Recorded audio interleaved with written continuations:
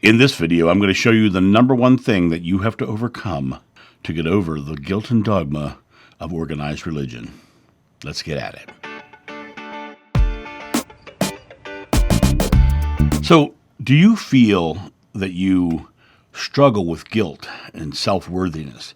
Do you struggle with the idea that you could, be burning in hell for some of the things that you've done, or that you are a bad person because of the rules and regulations that religion has thrown at you? And if so, what is the one thing that you have to decide to break that cycle and to move forward?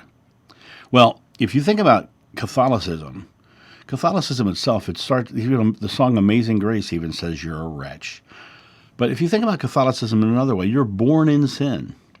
And I don't know anybody in the world who's a parent who, when their child was born, held that baby up and said, "Ooh, what a nasty-looking sinner." No one ever said that. They held their child and they felt the love and compassion and the pure essence of love. And God, according to the book of John, God is love. What sin has this child committed that makes him a sinner? The sin that the child is supposedly being born into is the fact that Jesus died for his sins. This is a conundrum because he has no sins. It's a child. It's a baby. He hasn't done anything. There's no sins this child has committed. And then, of course, in Catholicism, the next thing that happens is you get baptized to save yourself.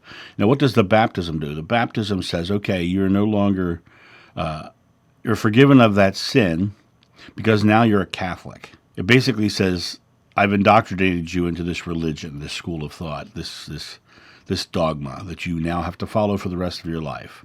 First communion comes, and they remind you that you killed Jesus. And for the rest of your life, you have to eat his body and blood. If the word Catholic or the word Christian wasn't in this, and you were in the middle of the Amazon rainforest, and some native tribe said to you, we have to eat the body and the blood, what would you think? It's a very interesting thing. We've sort of set aside this concept that eating the body and blood of a man is normal, and it's not. It's not a normal aspect, right? Then when you come to the point of age 13, you come to the place of where you're starting to get true cognitive adult thoughts. And as you're starting to really form who you are on a very independent level, the Catholic Church then says, you have to confirm what you're doing. You have to confirm that you're Catholic. And so they make you recommit. Then after that, the next thing is they say, okay, if you do bad things, there's only one place that you can get absolved, and that is the confessional. And they give you the confessional. But you can only do it in the church. And then the hormones are kicking in now, and so now they're like, okay, hormones are kicking in. So you have to get married to create more babies with original sin. So basically, it's a never-ending cycle of recruitment into the church. Here's the other insidious thing here. If you don't have the inclinations towards the opposite sex, you're told if you don't have those inclinations, that you're to become a priest or a nun and serve the church. That you've been called by God by not having the inclinations towards the opposite sex. And you wonder why the priests are molesting children, because they're denying their nature, they're denying who they are, and they're afraid of how they love. And God is love, and love in any form is never wrong. So that's the Christian aspect. In Islam, the first thing they tell you is that you are subjugated to God, and you literally are through your life. Your everything is about giving it to God, giving it to God, giving it to God, and it's that subjugation that makes you unworthy. You can go religion after religion and spiritual thought after spiritual thought and all kinds of different things, and you can find this core element of self-doubt and worthiness in all the organized religions. There's one decision you have to make to overcome that guilt and that self-doubt. And that decision is God loving or is God fearful? Is God going to love me or is God going to judge me? And if you choose to believe in a fearful, judgmental God, then you will be forever subjugated to a God that's external and making you feel that way. But if you choose, as the book of John says, God is love, the next thing John says in that book is, no fear can exist in pure love. Well, judgment and all those things come from fear. To judge another for what they believe is to literally say, I'm right and you're wrong. And it's a fear of being wrong to judge others. That's what that is. The reality of it is we live in a world where religion is a fairly new thing. When you dive into the religions themselves, the history of our religions is a fascinating thing. And you look at the time of Abraham. Abraham is famous for one big thing. He got rid of the gods and took it down to one God. At the same time that Abraham was bouncing around in Egypt, not that far away, suddenly the Egyptians got rid of the gods and they started praising the one God, Amun. So this whole one God theory started to become prevalent all over the world. People started seeing this one God thing, right? And then Abraham comes up and it goes into Judaism, and then Moses comes along and gives you these rules you must follow. And you look at all these rules. Now, all the rules that you see, most of them are judgmental. Most of them are angry. Most of them are putting you in a place. Most of them are telling you what you can and can't do. Most of them are even to the point of Leviticus, they tell you which animals you can and can't eat, right? And so they are giving you all these rules and regulations of the mind of man. But if God is love, if God truly is love, then those rules, those judgments, those threats of retribution from God can't exist if God is love. What's interesting is when you accept that God is love and you start realizing that you can love others, and you go back to what Jeshua taught when he said, I leave you one commandment, love one another. When you realize that if you strip away all the rules, regulations, the doubt, the guilt, the fault that religion is giving you, and you come back to just being loving, the world loves you in return. The more you are not fearful, the more loving the world is to you.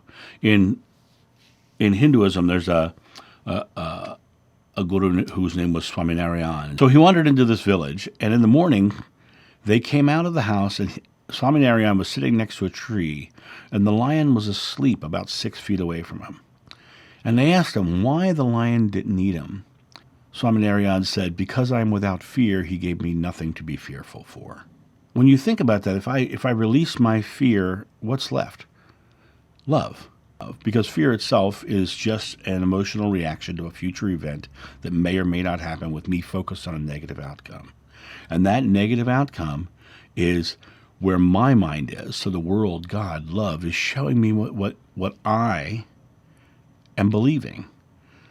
And so your beliefs are being shown to you. I was one time working with a lady who had agoraphobia. She could never leave her home.